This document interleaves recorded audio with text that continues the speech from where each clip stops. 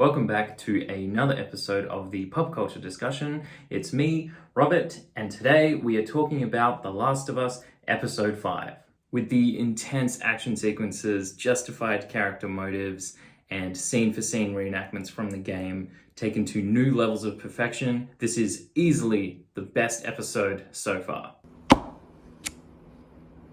Like usual, I will be doing a spoiler-free review of the episode, followed by a spoiler-filled discussion of the episode, talking about all the things I liked, so feel free to watch whichever part of the video, depending on if you have or haven't seen the episode yet.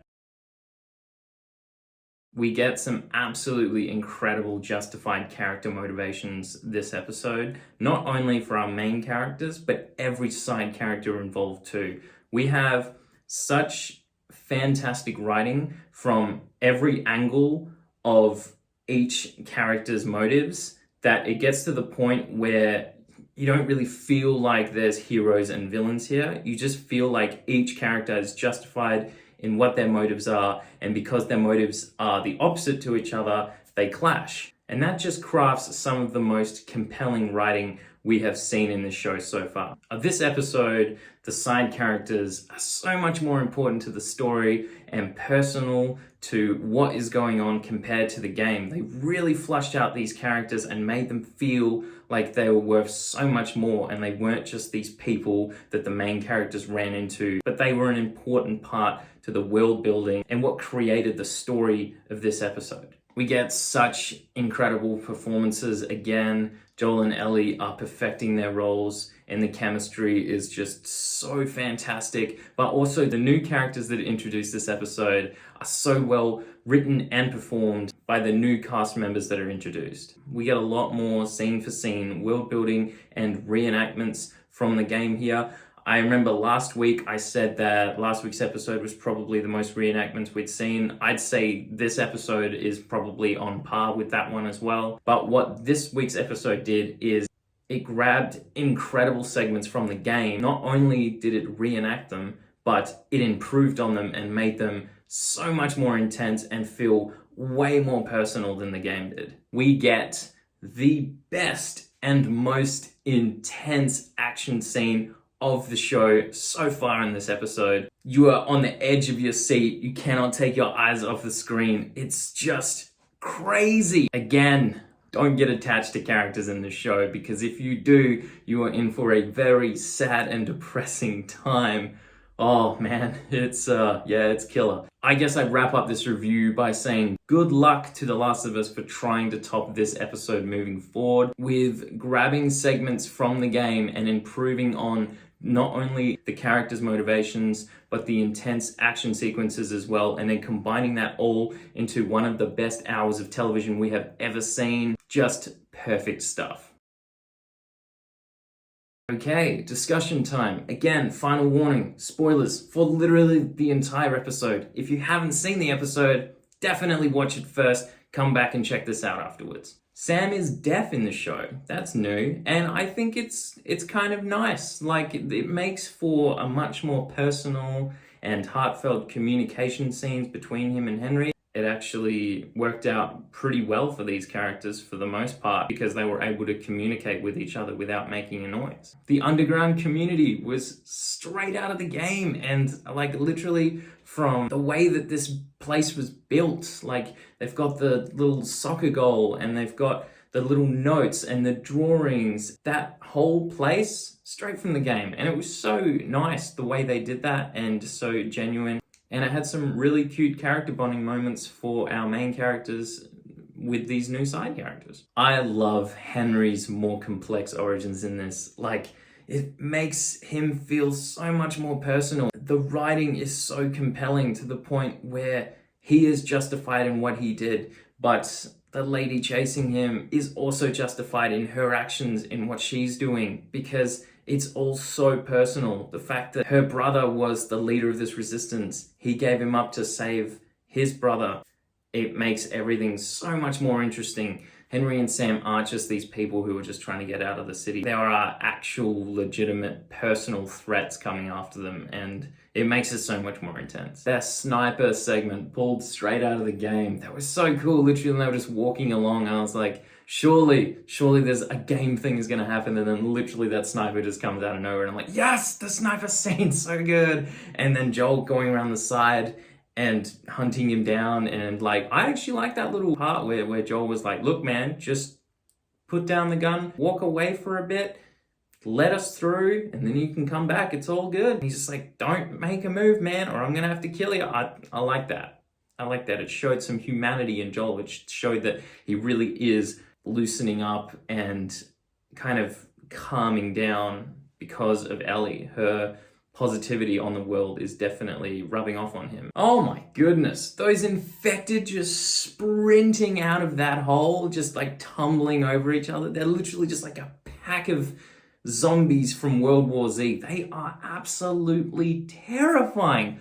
I would rather fight the ones from the game any day up against the ones in this show. They are so much more scary. But wow, just so much fun to watch. Just see them tear through people just trying to gun them down, and it's just so intense. That bloater though, last week I said there was a bloater down there. There was a bloater, like, oh man, literally it was perfected. It's exactly what it looks like in the game. That's exactly how strong it is. It is just terrifying. And the way it just grabs that guy and rips his head off, like, oh my gosh.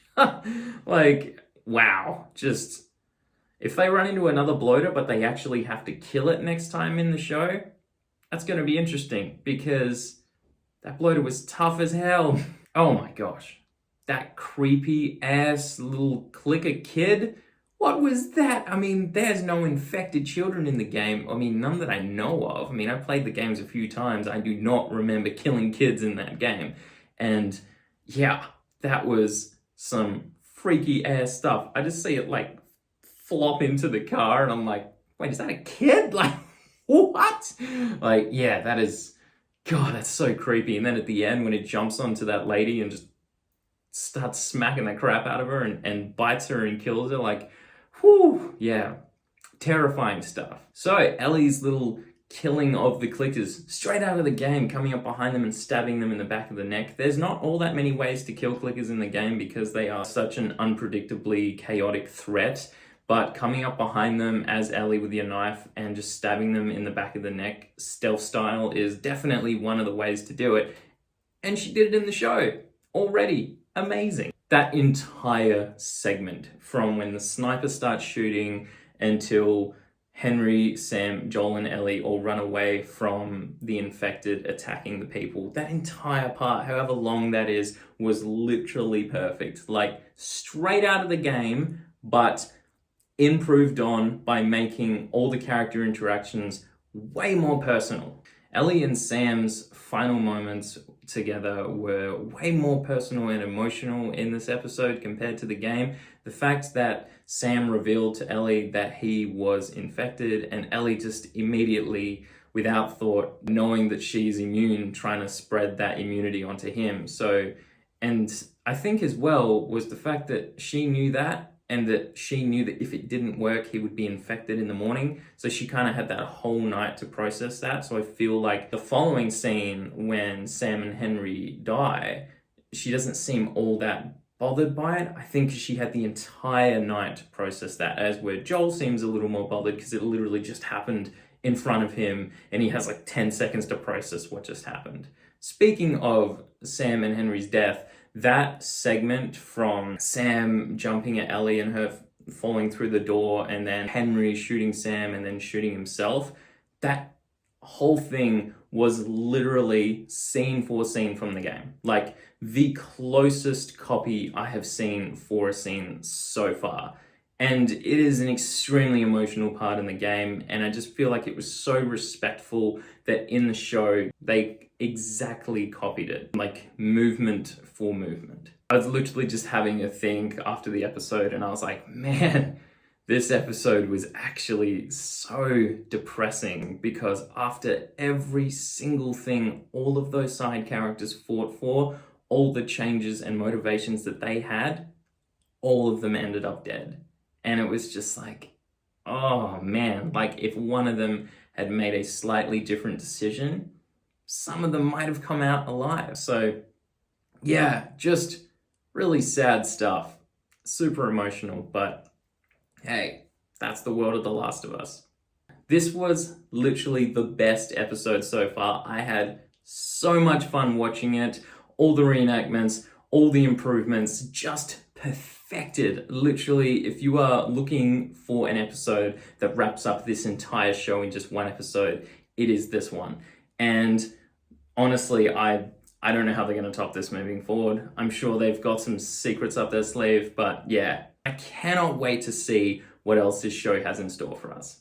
I'd just like to say a huge thank you to everyone who's been watching these every week. It really means a lot to me. I put a lot of work into writing down notes for these episodes, filming them, and then editing and uploading them in time. And if you've been watching them every week, honestly, it means so much to me and I really appreciate it. Thank you so much, and I'll see you in the next video.